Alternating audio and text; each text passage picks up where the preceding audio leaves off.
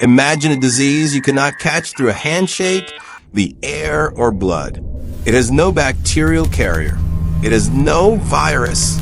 But the moment you hear about its symptoms, you start to feel them. In 2002, humanity faced the first digital virus in history. It was named Morgellons Disease. And today we will answer the question, is this a real parasite or is it mass madness transmitted via fiber optics? It all began with Mary Latow, an ordinary mom from Pennsylvania, 2001. Her 2-year-old son, Drew, he has a non-healing sore on his lip.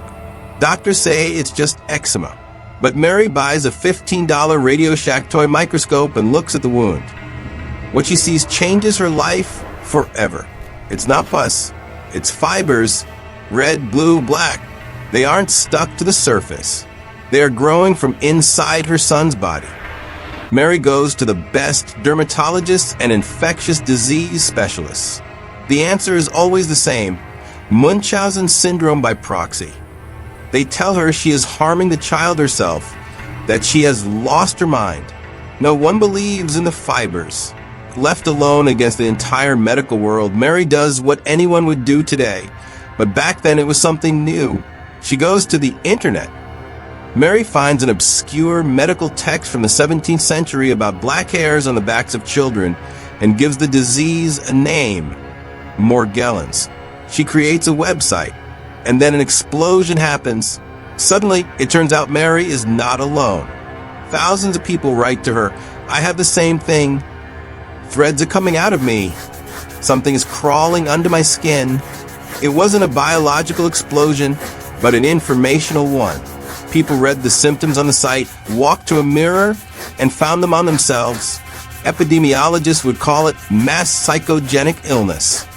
But the victims insisted this is real. They sent samples. They showed their wounds.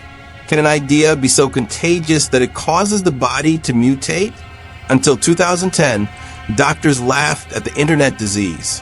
But the laughter stopped when folk rock legend Joni Mitchell announced her diagnosis. She described it like this: "I feel like I'm being eaten alive. I can't wear clothes. I can't leave my house." This was the turning point.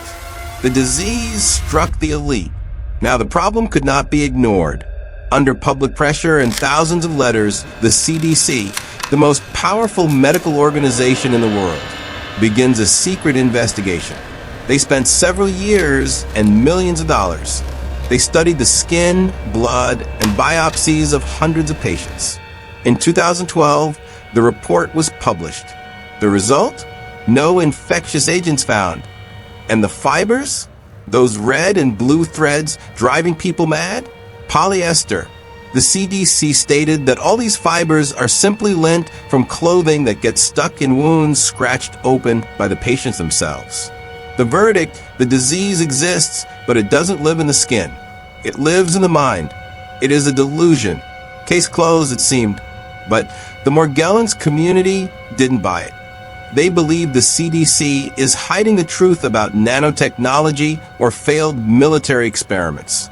Research continues in private labs, where strange correlations with Lyme disease bacteria are being found.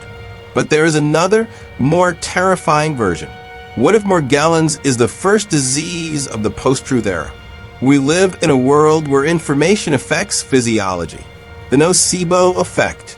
If 1 million people on the internet tell you that you have bugs under your skin, your brain will force your nerve endings to mimic bites. Let me know in the comments. Do you believe your mind is capable of creating a physical disease just by reading about it online? Or is science wrong once again? Subscribe to the channel. Here we speak about things usually kept in silence.